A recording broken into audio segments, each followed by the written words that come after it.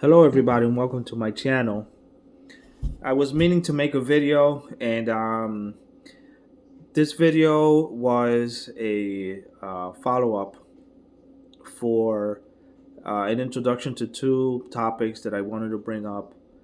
Um, I got some new things I wanted to try out just to make sure I can get some, good production quality.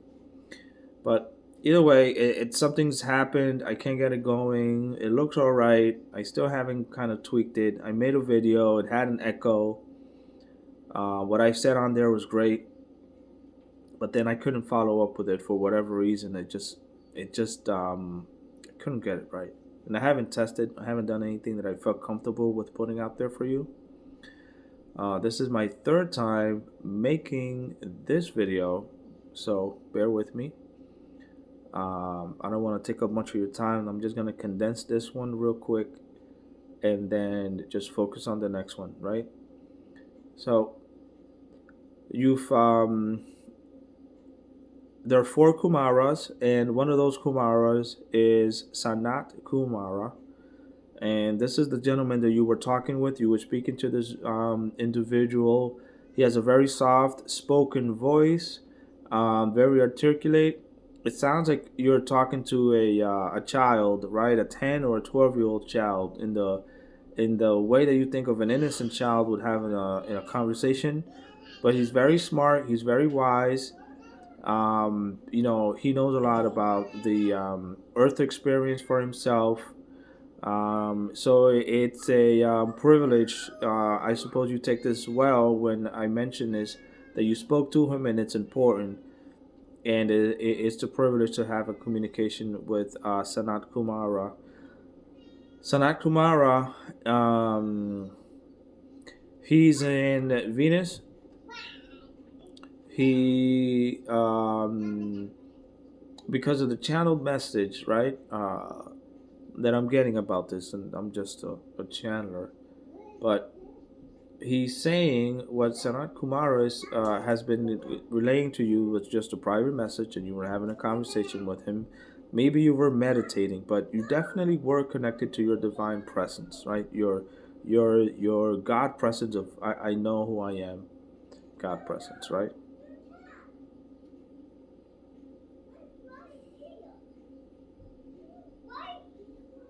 Hmm. All right, let's see. I'm trying to see if I can connect with Sanat Kumar. Not so much. So that's Sanat Kumara. He's in Venus. He lives in an etheric city. There are etheric cities here on Earth: Pakistan, Gobi Desert, Brazil, and I think it's Mount Shasta has an etheric city, if I'm not mistaken. There's one in the States, though. I would say somewhere in the desert area of desert states of the United States. Usually, those are where they are. Etheric cities are just that. They're cities that are above the plane of where you can't see them. They're in a different spectrum of the light spectrum where you can't see them, but they exist there, right? They exist there, and you just can't see them there with the naked eye. The next individual that you've spoken to was Ishal Mul Ra, and I've met Ishal Mul Ra a few years ago, 4 or 5 years ago, maybe more than that. And he's 12 foot tall, lion person, right? There's a head of a lion. He has all the lion features. He's just stands bipedal like us humans. He presented himself once. Then I was in my apartment, and he just landed, and I saw him with my third eye, and he just landed on the corner, and he said his name, and he said that he's the protector of Ra. We're talking about Ra and Isis. These are two, high individuals from the 100th dimension or so, and they're here to assist humanity in their ascension process. and he presented himself as well. And it was a good time because I was just in the right kind of frequency. I was kind of right in the right mood. I think I was doing a lot of meditating at that moment. It was just it's a very clear headspace for me at that time, and it was just me asking questions, right, for myself. And I remember thinking about, you know, if sources are creator, then does he create angels or does he create souls? How does that work? And I'm saying the Ishal Mul Ra story because then yeah, I can just latch on to this other thing that would be truthful if you listen to what I'm saying. You'd find yourself that this is quite accurate for your experience that you've had.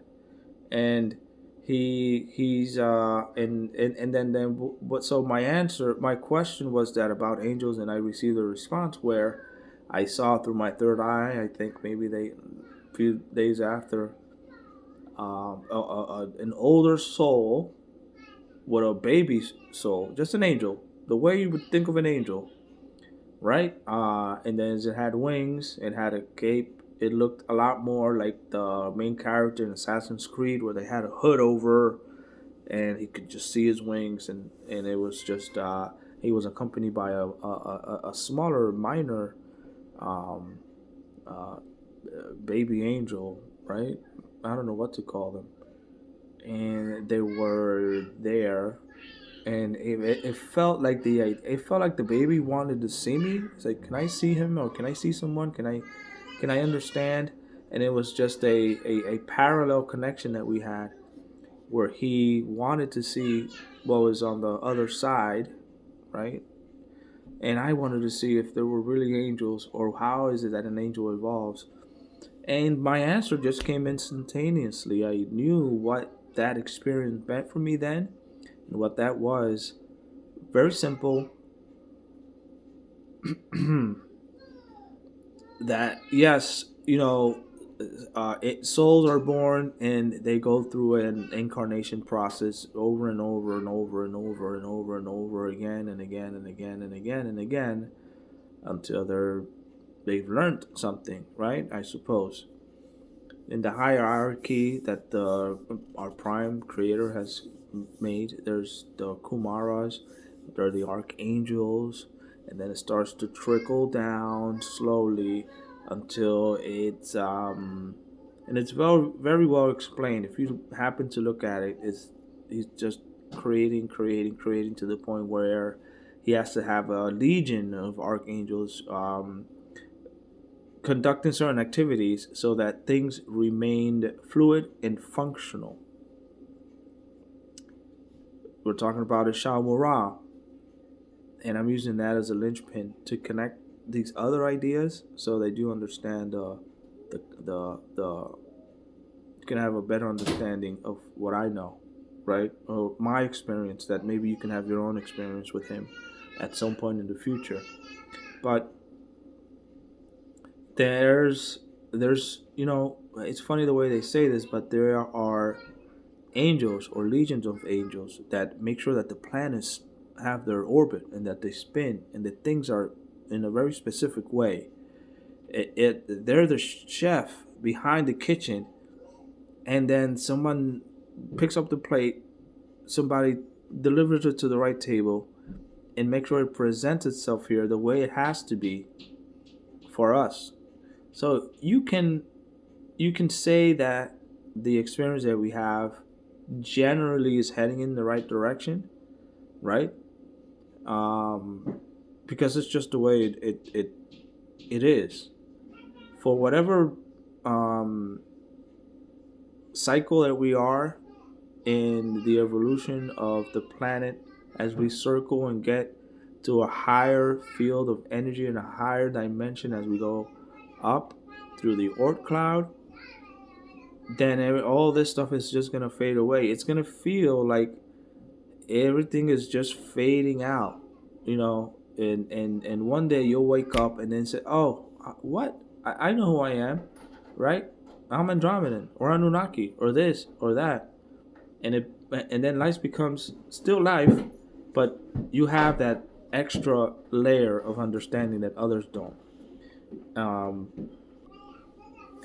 so we have that higher understanding. There's more.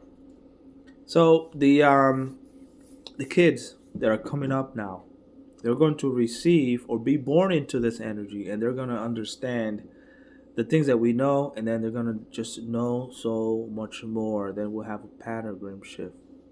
This is going to slowly start. It's a revolving door for human incarnations to build up and build up and build up, and a few generations in the future will be a galactic society. Will be better, right? I don't expect to be around here for this, but I know what's coming, and I think that's what's important more than anything. Um, a good, a good focus on the direction, right? Which is important. Doesn't mean we can't have fun, because it's nice to know that it's coming, but I'll watch unfold as much as I'm allowed to, and then I'll head on to some other adventure somewhere on another planet. I don't know. To think that we coming back, it kills me to know that we're gonna have to come back here and continue, right? Making the things that we've done here and making it so much better than it ever was before. Because we can, right? Because we have that understanding. And you're being introduced to this. And this is important. And this is why I'm here. And this is why you're here. So we can work together and make sure that we bring it up, the kids are just going to start questioning their surroundings, the rules. Why is it this like that? Why are we focusing in this direction? Why are we doing this in that direction? It'll just come naturally to them. It's not going to be anything difficult for them to understand, because we are, we've there's always been a presence that started to lay the groundwork. So don't think of them just starting off and just thinking that they're going to actually be the ones that are going to ground the rocks to make the granite, to make the cement. They're not going to be grinding or doing the heavy work that most have already done. They're going to take whatever we've given them as their prime source, and then creating from there, just like how we were giving things that allowed us to open our minds, right? Um, Planet of Choice. That's a great book. There's lots of. You're wondering, how is it that a man can walk into a burning building and save people? How do you get your kids to be like that? Have that bravery, that understanding. You know what I mean? To have that. Um, it's great. Which I looked up and I thought of it and I said, well, this is passion and dedication to making sure that some ends are met and that you complete what that passion was, regardless of the obstacles. So there's that, right? That's part of the substance that creates a person that has character, because you have a goal, you have a mission, and you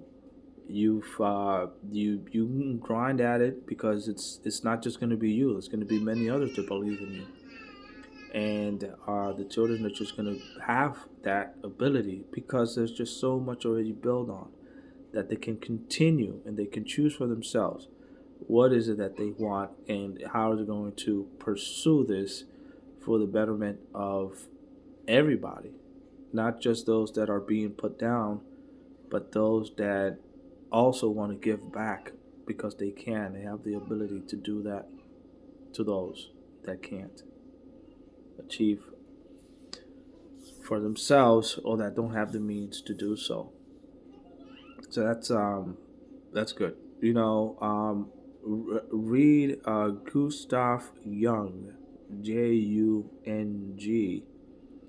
and then you might want to get a book about the shadow. I think I had the book and I once showed it to you. I'll show it to you again. A lot of the stuff just comes down like in Kindle, and you're reading books at 8:30 at night, trying to fall asleep. It's a good routine to keep up. I like that. Um, I gotta get going. I have to watch my favorite TV show in a second here. I don't want to waste. I don't want to spend too much time here. And it's like my third video. It took forever to get it together. I just realized the one before this one, everything was I was saying was in my Bluetooth. My Bluetooth was in my pocket, my jacket pocket, and I played it before I tried to upload it, and I just couldn't hear anything. So hopefully, this one it's a little better. It's not as good as the first two, but it's good enough, I think. So it happens. Either way, guys. Ishal Mul Ra, the Kumaras, the evolution of humanity, and then what takes any human being to get their stuff together. You have to have passion and you have to have a goal. So these are the secret sauce of making sure that you have a clear line of sight to your goals, and you can walk into that burning building and start saving people. All right. So I hope you guys have a good evening. I'll upload the video, and till next time.